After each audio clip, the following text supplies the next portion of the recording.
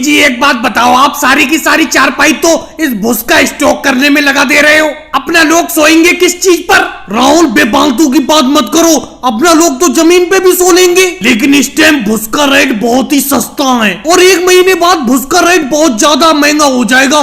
तब तक के लिए अपना लोग भूस का स्टॉक कर ले रहे हैं। इस भूस को चारपाई लगाकर चारों तरफ से बंद कर दे रहे हैं और फिर इस भूस को ऊपर से बंद कर देंगे झोपड़ी नुमा बनाकर, जैसे कि लालू जी और योगी जी ने भूस का स्टॉक किया है। लेकिन मोदी जी उन्होंने भूस का स्टॉक कोई चारपाई लगाकर थोड़ी किया है। आप तो चारपाई चारों तरफ से लगवाकर अंदर भूस जमा कर रहे हो, इकट्ठा कर रहे हो। राहुल तुम बड़े बिजनेसमैन कभी भी नहीं बन सकते। अरे बिजनेस करने के लिए अगर घर का कोई भी सामान काम में आए तो उसे लगा देना चाहिए। अगर भूस का स्टॉक करने में चारपाई काम में आ रही है तो लगा दो, 1 महीने के लिए अपना लोग नीचे सो लेंगे। मोदी जी अगर 1 महीने बाद भूस महंगा नहीं बिका तो फिर 1 महीना और रुकना पड़ेगा, फिर तो अपना लोग जमीन में नीचे सोएंगे। और पहली बात एक बात बताओ मुझे, आप ये चारपाई लगा के भूस का स्टॉक क्यों कर रहे हो? योगी जी और लालू जी ने मिट्टी की झोपड़ी बनाकर भूस का स्टॉक किया है, वो देखो आप ही गए, उनसे पूछ लो। अब अगले से एक बात बताओ, अपने पास मिट्टी है थोड़ी? लालू जी और योगी जी के तो खेत है, ये खेतों में से मिट्टी ले आए। अपने पास कोई जमीन थोड़ी रखी है, अपना तो लौट बेर के यही भूस का बिजनेस है। अच्छा योगी जी लालू जी पास में आ गए।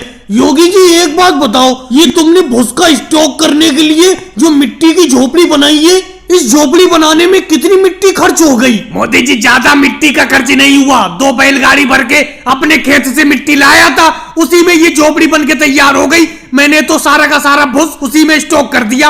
आप तो चारपाई चारों तरफ लगा के भूस का स्टॉक कर रहे हो, फिर सोओगे कहां पर? चारपाई तो सारी की सारी तुम भूस का स्टॉक करने में लगा दे रहे हो। योगी जी तुम भी बेफालतू की बात करते हो, इस तरीके की बात करना चाहिए तुम्हें। अरे मोदी जी के पास मिट्टी नहीं है, इसीलिए वो चारपाई चारों तरफ लगा के भूस का स्टॉक कर रहे हैं। लालू जी आपने मेरे मन की बात की, नहीं तो कोई मेरे मन की बात कर ही नहीं रहा है। अखिलेश राहुल भूस को अच्छी तरीके से। मोदी जी आप सही तरीके से आग नहीं जला रहे हो, चूल्हे में कढ़ाई गर्म हो ही नहीं पा रही है। अरे तुमने मैंने मिलके गांव में दाने भूनने का काम शुरू किया है, मेरा काम दाने भूनने का है और आपका चूल्हे के नीचे आग जलाने का है। लेकिन आप सही तरीके से आग जला ही नहीं पाते हो चूल्हे के नीचे। भाई सोनिया जी एक बात बताओ, कितनी तेजी से आग जलाऊं? आग जलाते जलाते मुझे भी गर्मी लगने लगी, बिल्कुल चूल्हे के सामने बैठे बैठे। कम से कम दाने भूनने का काम तो शुरू करो। अपना लोग किसी भी एक व्यक्ति के दाने भूनने के 5 रुपए लेते हैं और जितना ज्यादा अपना लोग दाने भून लेंगे उतना ही ज्यादा फायदा होगा। लेकिन मोदी जी सोनिया जी बिल्कुल सही तो कह रही है, जब तक कढ़ाई सही तरीके से गर्म नहीं होगी तब तक दाने भुन ही नहीं पाएंगे। आप सही तरीके से आग जला ही नहीं रहे हो। सोनिया जी मैं सबसे पहले का आया हुआ हूँ, सबसे पहले मेरे ही दाने भून दो। मैं मक्का लेके आया हूँ, मक्का भून दो मेरी।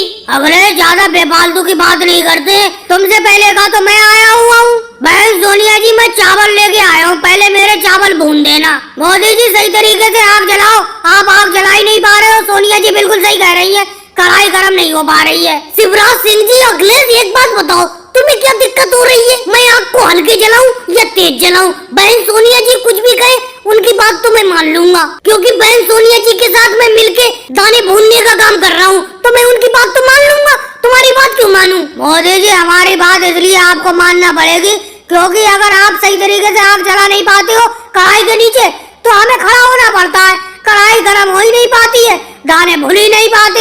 बहन सोनिया जी आपके हाथ के भुने हुए दाने खाकर मजा आ जाता है। आप मक्का को बहुत अच्छी तरीके से भूनती हो। नहीं लालू जी, बहन सोनिया जी तो चने भी बहुत अच्छे भूनती है। इनके भुने हुए चने खाओगे तो अपने मक्का को भूल जाओगे। मैं तो हमेशा चने बुनवाने के लिए आता हूँ बहन सोनिया जी के पास। वैसे सोनिया जी मोदी जी पूरे दिन भर में आपकी कितने रुपए की कमाई हो जाती है?